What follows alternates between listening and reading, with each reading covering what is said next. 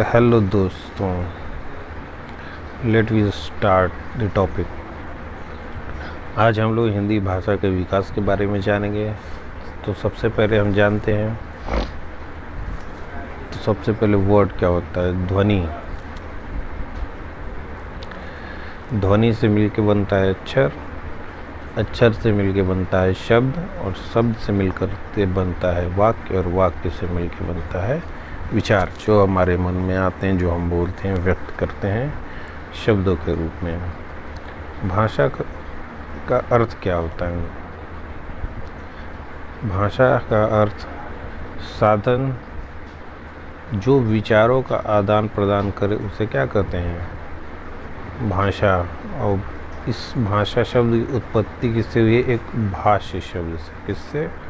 भाष्य धातु से, जिसका अर्थ होता है बोलना। क्या होता है? बोलना।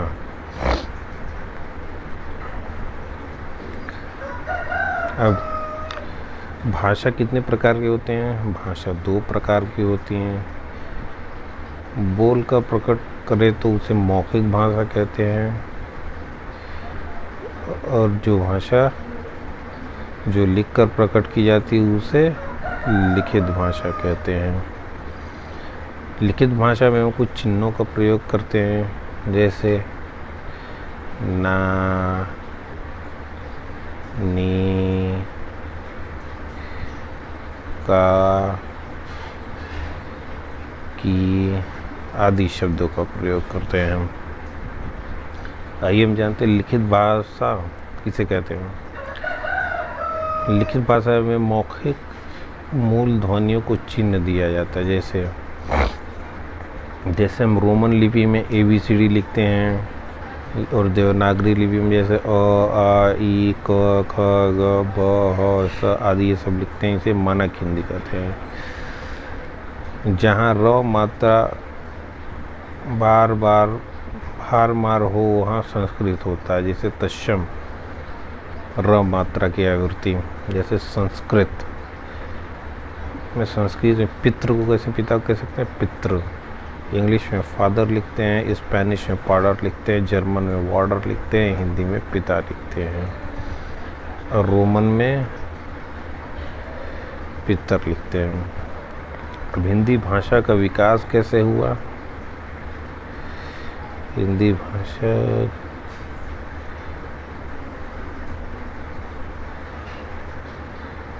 भाषा का विकास कैसे हुआ?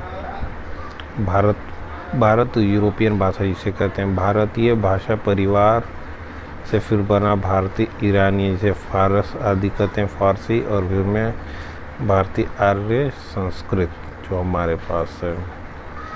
संस्कृत आदि जननी कहते हैं। भारतीय आर्य भाषा परिवार में कई सारे भाषाएं आती है, जैसे हिंदी, गुजराती, मराठी, बंगाली आदि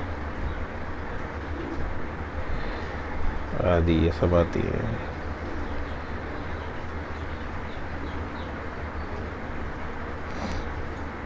अन्य आइए हम पढ़ते हैं इसका टाइम पीरियड। हिंदी भाषा संस्कृत आदि जन्य उसको कितने भाषाओं में डिवाइड किया गया है? तो पहला भाषा है 1500 से 1000 ईसा पूर्व वैदिक संस्कृति, जिसे ऋग्वेद कहते हैं, ऋग्वेद काल। दूसरा 1000 से 500 ईस्वी तक, जिसे लौकिक संस्कृत कहते हैं, जिसे साहित्य काल भी कहते हैं। प्राचीन भारतीय आर्य भाषा, ये दोनों प्राचीन भारतीय आर्य भाषा है। फिर आता है मध्य आर्य भाषा, जिसका टाइम पीरियड है 5000 ईसा पूर्व से 1000 ईस्वी। इसमें पाली आती है, जिसमें गौतम बुद्ध ने उपदेश देना शुरू किया। इसे जो त्रिपिटिका आदि की रचना यहीं हुई है। त्रिपिटिका आदि की रचना पाली भाषा में हुई है। महाजनपद काल को कृषि काल भी कहा गया है। 1000 ईस्वी से 500 ईस्वी को प्राकृत इसकी लोक भाषा थी, जिसे महावीर स्वामी ने के उपदेश दिया है। 500 से 1001 ईस्वी में अपभ्रंश, और 900 से 11000 ईस्वी से 1100 ईस्वी तक अवहट। फिर नेक्स्ट कैटेगरी है आधुनिक आर्य भारतीय काल, 1000 ईस्वी से 1450 तक प्राचीन हिंदी, जिसमें पृथ्वीराज रासो लिखा गया था। जो पृथ्वीराज रासो किसके द्वारा लिखा गया था? चंद्रबरदाई।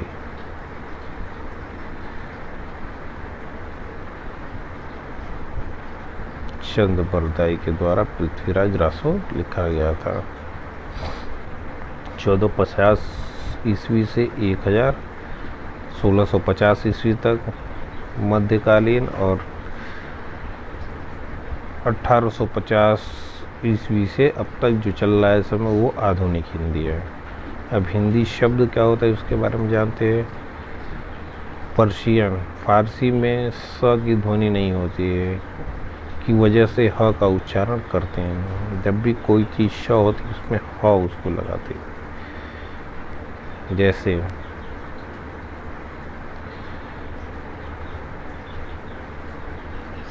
सिंध, तो वो क्या बोलते हैं? सॉरी ऐसे होता है सिंध,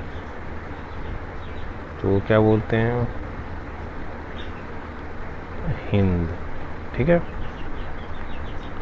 अब बोली किसे कहते हैं?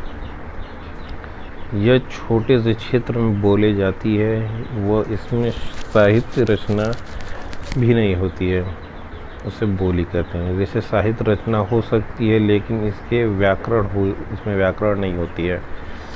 बोली की उपभाषा विभाषा, क्षेत्र विकसित होने लगता है और साहित्य की रचना भी होने लगती है, इसमें भी व्याकरण नहीं होता है।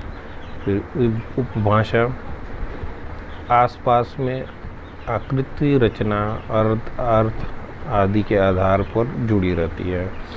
राजभाषा या भाषा मानक रूप, विशाल क्षेत्र, व्याकरण हो, शब्दों का विशाल भंडार, लोगों द्वारा स्वीकारता, इसमें व्याकरण भी प्रयोग किया जाता है। ये थी 4 कैटेगरी। राजभाषा हिंदी है, उसमें 5 उपभाषाएं हैं और 17 बोलियां हैं। इसके बारे में हम लोग जान लेते हैं।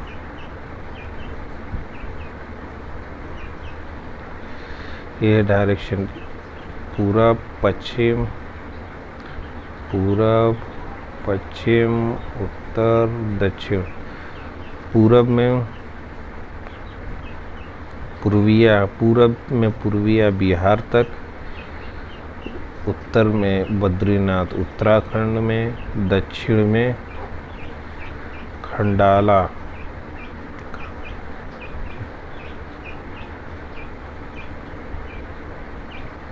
खांडना मध्य प्रदेश में, और पश्चिम में अंबाला पंजाब तक।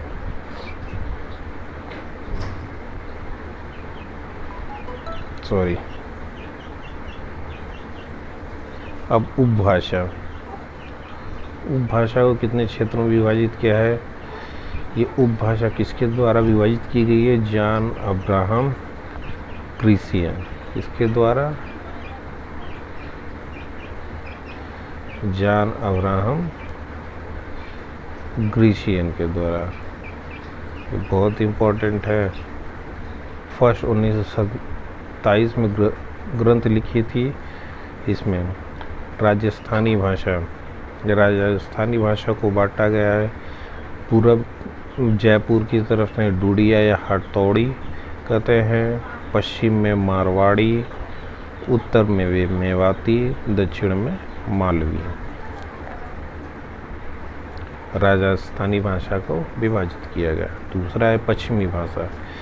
पश्चिम कौरवी, जो खड़ी बोली भी कहते हैं, आ की ध्वनि आती है, जो कि ज़्यादातर दिल्ली और उसके आसपास के क्षेत्रों में बोली जाती है।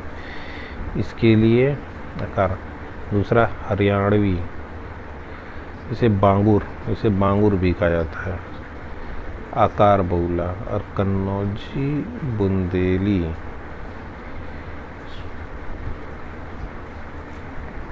नेक्स्ट पूर्वी हिंदी में अवधी, बघेली, छत्तीसगढ़ी आती है। बिहारी हिंदी में भोजपुरी, मैथिली, मगही। पहाड़ी हिंदी में कुमाऊनी, गढ़वाली। दोस्तों please like and subscribe my channel. ये सारे कंटेंट आपको जाने मिलेंगे, बहुत ही बेस्ट कंटेंट आने वाले एग्ज़ामों के लिए आपको बहुत फ़ायदा होगा। Please like subscribe my channel और ज़्यादा से ज़्यादा अपने दोस्तों में शेयर कीजिए। तो नेक्स्ट बढ़ते हैं हम लोग 1000 ईस्वी। अब ब्रज भाषा। अब ब्रज भाषा 1000 ईस्वी में स्थानों में, कई सारे स्थानों में विभिन्न बोली जाती हैं। अब ब्रज भाषा को कई सारे कैटेगरी में डिवाइड किया हमने, पढ़ लिया कि पश्चिमी हिंदी, राजस्थानी हिंदी, पूर्वी हिंदी, बिहारी हिंदी, पहाड़ी हिंदी, सबके बारे में हमने पढ़ लिया है। अब हम अपभ्रंश भाषा उसको डिवाइड करते हैं। अपभ्रंश भाषा कितने भागों में है? पहला तो शौरसेनी, मगधी अपभ्रंश, अर्धमागधी अपभ्रंश, हश अपभ्रंश, ब्राचंड अपभ्रंश, पैचासी अपभ्रंश और महाराष्ट्रीय अपभ्रंश। तो शौरसेनी अपभ्रंश में कौन कौन आते हैं? पश्चिमी हिंदी को लिया जाता है, राजस्थानी हिंदी को लिया जाता है और गुजराती हिंदी को लिया जाता है। मगधी में बिहारी हिंदी को लिया जाता है, बंगला, उड़िया, असमिया। अर्धमागधी अपभ्रंश में पूर्वी हिंदी। खश अपभ्रंश में पहाड़ी हिंदी को लिया जाता है। ब्राचंड अपभ्रंश में सिंधी को लिया जाता है। और 85 अपभ्रंश में पंजाबी लहदा को लिया जाता है और महाराष्ट्र अपभ्रंश में मराठी को लिया जाता है। ये था टॉपिक हिंदी भाषा का विकास, फर्स्ट पार्ट। इसी तरह हम आगे भी और जानेंगे, डिटेल्स में इसके बारे में पढ़ेंगे नेक्स्ट वीडियो। तो प्लीज़ आप लोग कैसा लगा ये वीडियो, प्लीज़ मुझे कमेंट करके बताइए और ज़्यादा से ज़्यादा अपने दोस्तों को शेयर कीजिए, सब्सक्राइब कीजिए, जिससे कि मुझे मोटिवेशन मिले। लाइक्स कीजिए कि मैं अच्छे से और वीडियो आप लोग के लिए बना सकूं और बेस्ट कंटेंट दे सकूं, जो आने वाले एग्ज़ाम में आप लोग को बहुत सारे हेल्पफुल रहेंगे। तो